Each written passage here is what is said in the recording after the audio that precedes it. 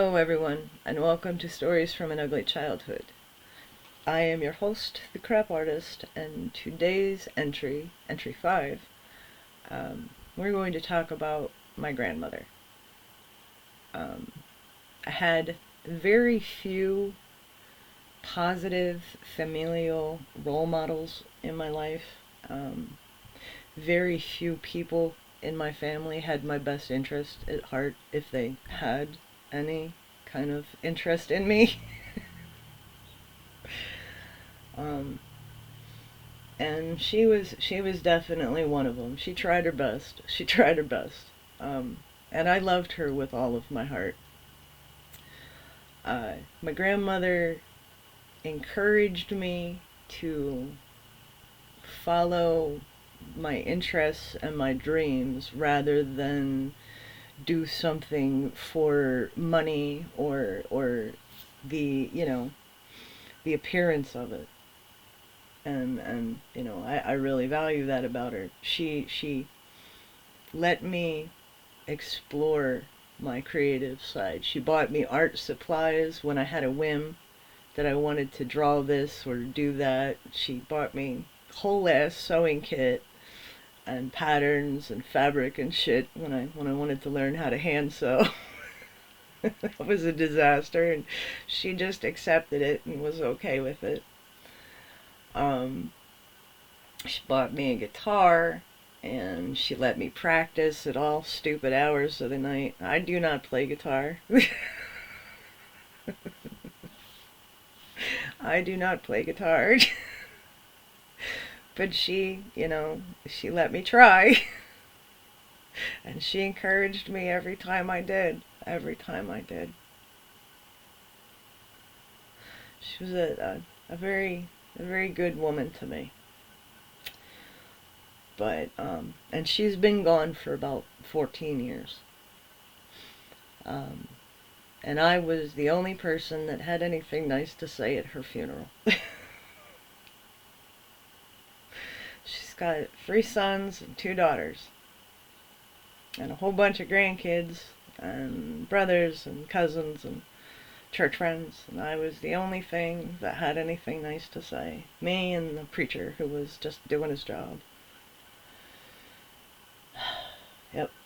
I have no idea what she did to her family, but she was a pretty decent human being to me. She did have quite a lot of eccentricities. She did. Um, by the time I was, oh, 10 years old, she started developing what I suspect was stress psoriasis, because I myself suffer from it, and so does my aunt. Um, it's when you break out in hives and gross, scaly red skin when you're overstressed or entirely too depressed or have too much shit on your mind, and it just explodes and it blooms, and you can watch me. It's hilarious almost, because it starts with one little dot in the back of my neck and just blooms the moment I have too much shit on my mind. But anyway, yeah, my grandmother started developing a rash, and she wasn't getting answers at doctors or dermatologists or anything. So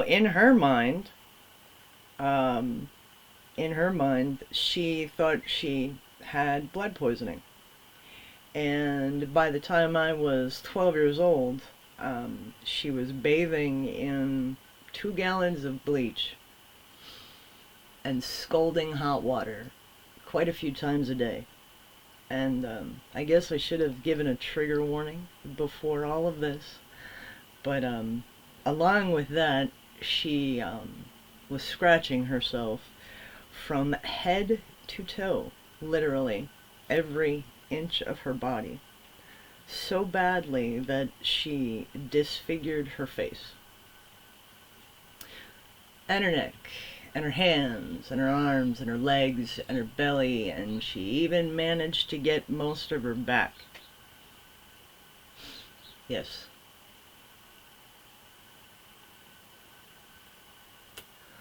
There were not that many lucid moments, but when there were, she was a brilliant, beautiful, shining, funny, wonderful woman.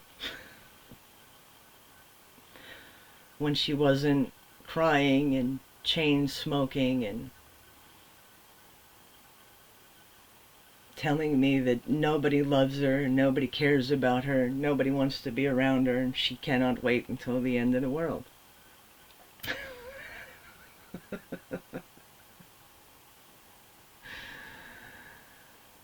Not yet. Not yet, me mom. Still got a whole lot of more terrible shit to come. Um, yeah, everything has layers, and you just kind of gotta make the best with what you've got. Um, she had some interesting views on religion, and now I do too, and that's for another video.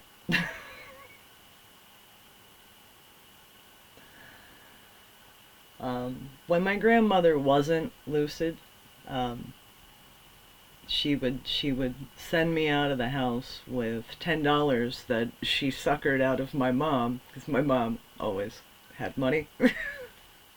That's her thing. Um, and send me out on the streets unattended to just go do whatever and bring her back a pack of Winston 100s.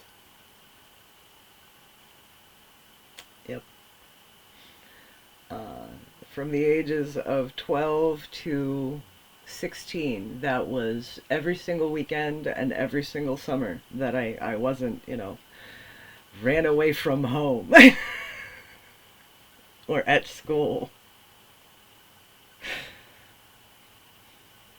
Anytime that my mom or her boyfriend didn't want to see me or didn't want to deal with me, it was off to me mom's, regardless of what state of mind my grandmother herself was in.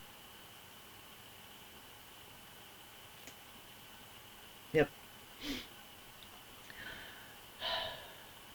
And that leads me to another thing now about my mom. She's got a really, really bad habit of leaving two vulnerable people together alone to take care of each other. Um, she did this with me and my grandmother and my younger stepbrother and his vulnerable, elderly, Alzheimer's suffering grandfather. My younger stepbrother now is very much schizophrenic. And she left those two together. And that was a horrible mess. A horrible mess, and they basically just they wanted to condemn the house after that. Because my mom thought it was a good idea to put them together and let them take care of themselves. Yes.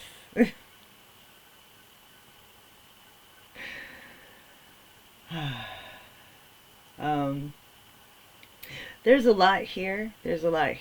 And there's a lot of weird stories about my grandmother and um, things that she told me and things that I do because of her. Like I mentioned, I have my own set of religious practices that I do not share with other people. And they're all based on what I believe is OCD behaviors. and very strange superstitions that I stole from other ancient cultures. So anyway, this video isn't really going anywhere. I don't have a lot of afterthought for it because there's still quite a lot to unpack. So I'm just going to post it as is and call it entry 5. And if there's an entry 5B, then there is an entry 5B. If not, we will never speak of it again.